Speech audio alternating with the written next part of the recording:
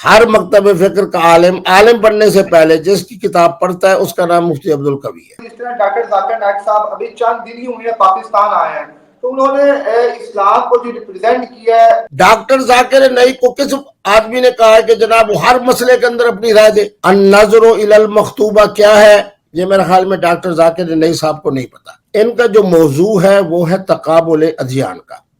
ٹھیک ہو گیا، ان کو فقہ کی طرف اور حدیث کی طرف نہیں جانا چاہیے۔ انڈیا کے مسلمان جس قدر پریشان ہیں ان کے 2 4 5 جملوں کی وجہ سے، جب ان سے 3 4 دفعہ انڈیا کے اندر ملاقات ہوئی تو میں نے ان کو یہی بات کہی، مجھے پتہ چل گیا تھا کہ اس آدمی کے اندر تعلیم ہے، علم ہے، لیکن تربیت کی کمی ہے۔ جی السلام علیکم ناظرین، ہمارے ساتھ مفتی قوی صاحب موجود ہیں، کسی تعارف کے محتاج نہیں، سوشل میڈیا پہ بہت زیادہ چھائے ہوئے ہیں، اور آج کل ہمارے ملک میں جو مہمان آئے ہیں ڈاکٹر ذاکر صاحب، وہ بھی جناب اس وقت سرخیوں میں ہیں، ان کے کہے گئے بیانات پہ اس پہ لوگ جو ہیں بہت زیادہ، کچھ لوگ تو پسند کر رہے ہیں لیکن بہت سے لوگ تنقید بھی کر رہے ہیں۔ مفتی صاحب سب سے پہلے یہ بتائیں کہ کیا آپ واقعی مفتی ہیں؟ جب آپ سے کوئی بھی اسلامی اسکالر پہ انٹرویو کرتے ہیں تو لوگ بعد میں کمنٹس کرتے ہیں یار یہ آپ نے کس عالم اور اسکالر کو اپنے ساتھ پروگرام میں بٹھا لیا۔ تھوڑا بہت ذرا اپنی تفصیل بتائیں کہ آپ واقعی عالم ہیں اور سرٹیفکیٹڈ جو ہے آپ عالم ہیں، تو ہم آپ سے آغاز کریں۔ السلام علیکم۔ اگر کسی شخصیت جو بر صغیر میں، جس میں پاکستان بھی ہے، ہندوستان بھی ہے، بنگلہ دیش بھی ہے، اگر کسی مفتی صاحب کے پاس مدینہ پاک کی جو یونیورسٹی ہے جامعہ اسلامیہ، اس کے LLM کی سند ہو تو وہ صرف مفتی عبدالقوی کے پاس ہے۔ اگر کوئی مفتی صاحب ایسے ہوں کہ جن کی کتاب کو حدیث و فقہ میں بلا تفریق مسلک، جو 1 2 3 4 شکلیں ہمارے ہاں بنی ہوئی ہیں بر صغیر میں، اگر کوئی ہر مکتب فکر کا عالم بننے سے پہلے جس کی کتاب پڑھتا ہے اس کا نام مفتی عبدالقوی ہے۔ مفتی عبدالقوی صاحب کے 3 ابھی رسالے نئے آئے ہیں 2 3 4 سالوں میں، الحمدللہ ہر مفتی کی میز پہ پڑے ہیں۔ اگر کوئی شخص کہتا ہے کہ مفتی عبدالقوی صاحب اپنے اس ویڈیو کی وجہ سے، اس ویڈیو کی وجہ سے، اس ویڈیو کی وجہ سے مفتی نہیں ہے، تو جن کے نام کے ساتھ مفتی لگا ہوا ہے انہوں نے جس طرح کی گستاخیاں کی ہیں دین کے نام پہ، لیکن علم کی پختگی ایسی ہے کہ میری کتابیں تقریباً 2000 سے زیادہ صفحات پر مشتمل ہے، ایک جملہ قابل گرفت نہیں، نہ کسی جملے کے میں نے حضور کی گستاخی کی ہے، نہ قرآن کی گستاخی کی ہے، نہ صحابہ کی ہے، نہ اہل بیت کی ہے، نہ اولیاء امت کی ہے۔ تو مفتی صاحب نے ایسا کیوں نہیں آج تک ہو سکا کہ جس طرح ڈاکٹر ذاکر نائک صاحب ابھی چند دن ہی ہوئے ہیں پاکستان آئے ہیں، تو انہوں نے اسلام کو جو ریپرزینٹ کیا ہے وہ انہوں نے بلا خوف بلا ڈر کیا۔ آج تک ہم نے کسی مفتی کے بارے میں ایسا نہیں سنا کہ اس نے بلنٹلی ایسے باتیں کی ہوں۔ ریسنٹلی ان کی 1 2 باتیں سوشل میڈیا پہ بہت زیادہ چل رہی ہیں، جس میں انہوں نے کہا ہے کہ اگر کوئی بھی شخص کسی خاتون کو 15 سے 20 منٹ لگاتار دیکھے اور اس دیکھنے کے بعد اس کے جسم میں کوئی ہلچل پیدا نہ ہو تو اس شخص کو ڈاکٹر کی ضرورت ہے۔ اس چیز کو آپ کس طرح دیکھتے ہیں؟ کیا ایک مرد کا عورت کی طرف دیکھنا، جو اس کے آپس میں جو ایک آئی کانٹیکٹ ہوتا ہے، ایک ریلیشن ہوتا ہے، اس ریلیشن کی بیس کے اوپر ڈاکٹر صاحب کا یہ کہنا کہ اگر کسی شخص کو کچھ نہیں ہوتا تو وہ ڈاکٹر کو دکھائے، اسلام کی روح سے اس چیز کو تھوڑا ایکسپلین کریں ذرا۔ میرے بیٹے بات یہ ہے کہ ڈاکٹر ذاکر نائک صاحب سے میں 82 سے لے کے سن 2000 تک 18 سال کیا انڈیا میں، 3 4 مرتبہ ان سے ملاقات ہوئی۔ ان کا جو موضوع ہے وہ ہے تقابل ادیان کا۔ ٹھیک ہو گیا، ان کو فقہ کی طرف اور حدیث کی طرف نہیں جانا چاہیے۔ النظر الی المخطوبہ کیا ہے یہ میرے خیال میں ڈاکٹر ذاکر نائک صاحب کو نہیں پتا۔ کتنی دفعہ جناب جس کو پیغام میں نکاح دیا گیا ہے اس کو دیکھنا جائز ہے، اس کو مسئلے کو ہمارے ڈاکٹر ذاکر نائک صاحب نہیں جانتے۔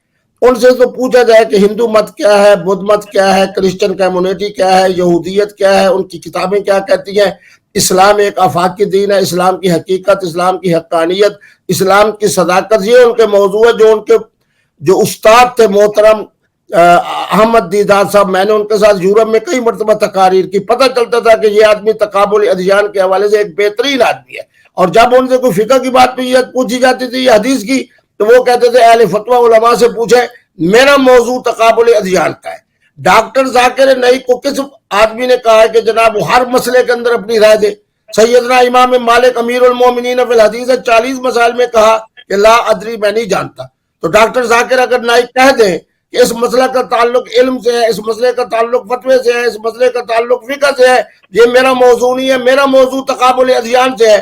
آج انڈیا کے اندر ان کی ذلت کی وجہ ہندو مت کی وہ نہیں بنی جو باتیں انہوں نے کی ہیں، بلکہ وہاں کے مسلمانوں نے ان کے 5-6 جملے ایسے قابل گرفت تھے، اگر میں بیان کروں تو میرا دل بھی دکھے گا، ہر مسلمان کا دل بھی دکھے گا۔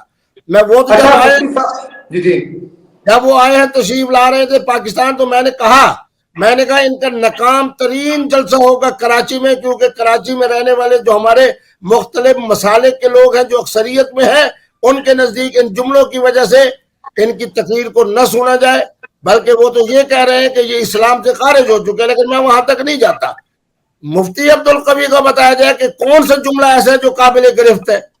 نہ اہل تشیع کو اختلاف ہے، نہ اہل سنت کو اختلاف ہے، نہ ہمارے تو احادیث مف- کو تو اختلاف ہے۔ مفتی صاحب ڈاکٹر ذاکر نائک صاحب یہ بھی کہتے ہیں کہ انہوں نے تقریباً 18 لاکھ سے زیادہ لوگوں کو مسلمان کیا ہے، تو وہ جو لوگ جن کو مسلمان کیا ہے کہ وہ مسلک کو نہیں اتنا سمجھتے تھے جس طرح پاکستان یا ہندوستان کے جو لوگ مسلک میں ہیں وہ لوگ چیز کو سمجھتے ہیں۔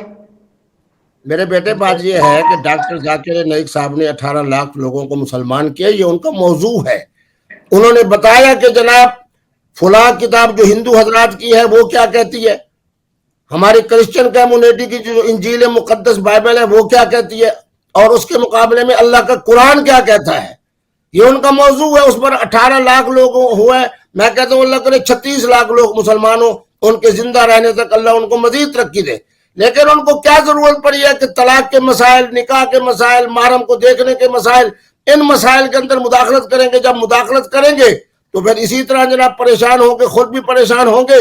اب انڈیا کے مسلمان جس قدر پریشان ہیں ان کے 2-4-5 جملوں کی وجہ سے، جو ان پر فخر کر رہے تھے کہ اللہ نے مسلمانوں کو ایک ایسا بہترین مبلغ دیا ہے، دائی دیا ہے، مسلح دیا ہے، جو جناب میرے خواجہ معین الدین اجمیری غریب نواز جو ہے، جن کو ہم ماننے والے چشتی حضرات ہیں، 90 لاکھ کو انہوں نے اس زمانے میں کلمہ پڑھایا، لیکن ایک جملہ بھی قابل گرفت نہیں۔ میرے جناب پاکستان کے اندر بابا فرید الدین سوئے ہوئے پاک پتن کے اندر، قومیں مسلمان کی، یہ خود کرسچن کمیونٹی کے جناب ایک مستشرق کی کتاب میرے پاس ہے کہ 3 کروڑ اور 36 لاکھ 86 سال کے اندر 4 ہمارے اکابر نے ان لوگوں کو بر صغیر کے اندر مسلمان کیا، لیکن ایک جملہ قابل گرفت نہیں، بلکہ اسی تو کیا بابا کا کلام ہماری گرنتھ کے اندر موجود ہے۔ سکھ کمیونٹی سے پوچھیں کہ گرنتھ شریف کے اندر کتنا کلام ہے جو حضرت بابا فرید الدین کا اور حضرت میاں میر کا ہے۔ تو یہ بابا فرید الدین بنے اس زمانے کے، میاں میر بنے، یہ کیوں چاہتے ہیں جناب ان باتوں کی طرف جس کا تعلق فقہ سے ہے؟ دیکھو مسئلہ مفتی عبدالقوی کے متعلق ہے، نکاح ہو، طلاق ہو، تنسیخ ہو، خیار بلوغ ہو، وراثت ہو، یہ مفتی عبدالقوی کا موضوع ہے۔ تقابل ادیان کی طرف کیوں جاتے ہیں ڈاکٹر ذاکر نائک؟ اچھا مفتی صاحب ایک سوال آپ کے سامنے رکھ رہا ہوں، یہ پاکستانی فلم انڈسٹری کی ایک اداکارہ ہے یشمان گل، کراچی سے ان کا تعلق ہے۔ انہوں نے سوال ڈاکٹر ذاکر نائک صاحب کے سامنے رکھا، وہ سوال کچھ اس طرح کا تھا کہ اگر اللہ عز و جل نے انسان کی تقدیر پہلے سے بنا دی ہوئی ہے کہ اس نے زندگی دنیا میں آنے کے بعد اچھے کام کرنے ہیں یا برے کرنے ہیں، سب کچھ کرنے ہیں، تو پھر اگر کوئی شخص دنیا میں آ کے غلط کام کرتا ہے تو اس کا کریڈٹ کہ اللہ پاک کو تو پہلے ہی پتا تھا یہ کام ہوگا۔ تو اس نے جب سوال پوچھے تو ڈاکٹر ذاکر نائک صاحب کا جواب آیا کہ جی آپ نے سوال غلط پوچھا ہے، کہ بے شک اللہ پاک نے تقدیر کا بناتا ہے تو اس میں لکھی جاتی ہے کہ انسان نے کیا کام کرنا ہے کیا نہیں کرنا۔ تو اس کے بعد اس کو سمجھایا، لیکن اس لڑکی کو سمجھ نہیں آئی سوال کی۔ تو کیا سمجھتے آپ اس سوال کو ایکسپلین کریں کہ اگر کسی شخص کی پہلے ہی تقدیر میں لکھ دیا گیا ہے کہ اس نے دنیا میں آنے کے بعد فلاں فلاں فلاں کام کرنے ہیں، تو پھر اس کو دنیا میں لانے کا مقصد کیا تھا؟ اللہ کو تو پہلے ہی پتا تھا کہ یہ شخص نے دنیا میں آ کے برائی پھیلانی ہے، گندگی پھیلانی ہے، اس کے ہاتھ سے قتل ہوگا، یہ شخص باہر یہ کام کرے گا، تو پھر کیوں آیا گیا؟ کیوں اللہ پاک نے کوئی ذریعہ رکھا اس کے لیے، کوئی راستہ رکھا کہ اس سے بچنے کے لیے انسان آئے اور اس سے بچے؟ کون سی چیز ہے جس سے انسان تقدیر کو بدل سکتا ہے؟ محترم بات یہ ہے کہ یہ علم الکلام کا مسئلہ ہے، اسی کے اندر 1400 سال کے اندر جبریہ کے نام سے بھی ایک فرقہ آیا، معتزلہ کے نام پر بھی ایک فرقہ آیا، قادریہ کے نام پر بھی ایک فرقہ آیا۔ اس میں خود ہم اہل سنت کا جو ایک عقیدہ ہے وہ 1400 سال کے تسلسل سے چل رہا ہے۔ سیدنا علی المرتضیٰ کے فرامین مقدسہ اہل سنت کے ہاں اور اہل تشیع کے ہاں ہمارے لیے کیا ہے؟ قابل راہ ہے، قابل مشعل ہے۔ بات یہ ہے کہ ہمارے اکابر تو ان تمام مسائل کو لکھ کر عربی کی کتابوں میں بھی موجود ہے، فارسی کی موجود ہے۔ اگر آپ مجھے کہیں جی اس مسئلے کے اندر بیان کریں تو میں ڈاکٹر ذاکر نائک نہیں ہوں، میں مفتی عبدالقوی ہوں، میں کہوں گا کہ میرا موضوع فقہ ہے، میرا موضوع حدیث ہے، حافظ قرآن ہونے کے حوالے سے قرآن میرا موضوع ہے، علم الکلام اور علم العقائد میرا موضوع نہیں ہے۔ آپ اس کے اندر، میں خدا کی قسم، جو مصر کے علماء ہیں وہ چاہے اعمال کے حوالے سے کمزور ہوں یا نہ ہوں، لیکن علم کے اندر اللہ نے ان کو شان دی ہے۔ مفتی اعظم سے مسئلہ پوچھیں گے، کسی طرح علم العقائد کا جس طرح آپ مجھ سے پوچھ رہے ہیں، وہ شیخ الازہر وہ کہے گا کہ یہ میرا موضوع نہیں ہے، میرا موضوع یہ ہے، فلسفہ میرا موضوع ہے، فقہ میرا موضوع ہے، اجتہاد میرا موضوع ہے، انبیاء کی سیرت میرا موضوع ہے، حضور پاک میرا موضوع ہے۔ ڈاکٹر ذاکر نائک کو کس نے اجازت دی ہے کہ جناب تقابل ادیان سے چل کر علم الکلام کی طرف آئے، علم العقائد کی طرف؟ اس کو آتے ہوئے یہ جملہ کہتے ہوئے کیا یہ جرت نہیں ہے کہ کہے کہ جی ہمارے اکابر اپنی کتابوں میں یہ بات لکھ کے گئے؟ آپ ان علماء سے پوچھیں جن کا موضوع علم العقائد ہے، جن کا موضوع علم الکلام ہے۔ اگر اس کو سمجھ نہیں آتی تو میں اس کو بتاتا ہوں کہ آج بر صغیر کے اندر علم الکلام کے حوالے سے کس سے ہم رابطہ کریں، علم العقائد کے حوالے سے کس سے رابطہ کریں؟ ہر مسئلے کے اندر کہنا جی یہ جواب ہے، یہ جواب ہے۔ یہ جب اس طرح کی باتیں کریں گے، انڈیا میں بھی ذلیل ہوں گے اور پاکستان سے بھی ذلیل ہو کے جائیں گے اور دنیا میں بھی ذلیل ہوں گے۔ تو کیا سمجھتے ہیں آپ کہ کیا ذاکر نائک صاحب کو ان سوالوں سے اجتناب کرنا چاہیے کہ جواب دیتے ہوئے صاف انکار کرنا چاہیے کہ میرا یہ موضوع نہیں ہے، جو میں نے پڑھا ہوا ہے، جو میں نے سیکھا ہوا ہے، آپ مجھے اس موضوع سے متعلق مجھ سے سوال پوچھیں؟ یہ میری آج کی بات نہیں ہے، میری جب ان سے 3-4 دفعہ انڈیا کے اندر ملاقات ہوئی تو میں نے ان کو یہی بات کہی۔ مجھے پتہ چل گیا تھا کہ اس آدمی کے اندر تعلیم ہے، علم ہے، لیکن تربیت کی کمی ہے۔ کسی اہل اللہ کی اگر خدمت میں ہمارے ڈاکٹر ذاکر نائک رہتے تو حضرت امام مالک کی طرح کہتے کہ لا ادری، اس مسئلے کو میں نہیں جانتا، اہل علم سے پوچھو۔ اگر یہ کسی شیخ کی تربیت میں رہتے تو یہ کہتے کہ اپنے مرشد سے پوچھو، یہ ان کا مسئلہ ہے۔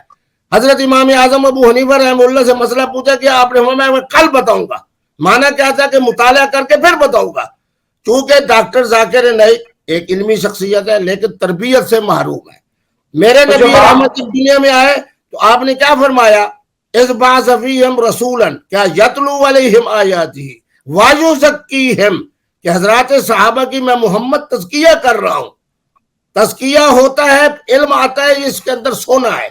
اور اگر ڈاکٹر ذاکر نائک صاحب ماشاءاللہ بڑے لوگوں کو انہوں نے مسلمان کیا، میرے نزدیک تو بڑے قابل قدر ہے، امت مسلمہ کے لیے قابل اعزاز ہے، لیکن قابل فخر اس لیے نہیں بن سکیں گے کہ جن موضوعات کو ان سے تعلق نہیں، ان کے اندر جب گفتگو کریں گے تو انڈیا کے مسلمانوں کا دل بھی دکھے گا، پاکستان کے مسلمانوں کا دل بھی دکھے گا۔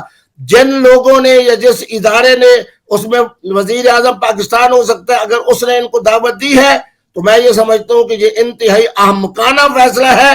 اس کے اندر اسی طریقے کے اوپر پھر پاکستان کے اندر جو ہے وہ تعصب بڑھے گا، فرقہ واریت بڑھے گی۔ اس کی گفتگو کی وجہ سے لوگوں کے اندر ایک شک کا اور دروازہ کھلے گا۔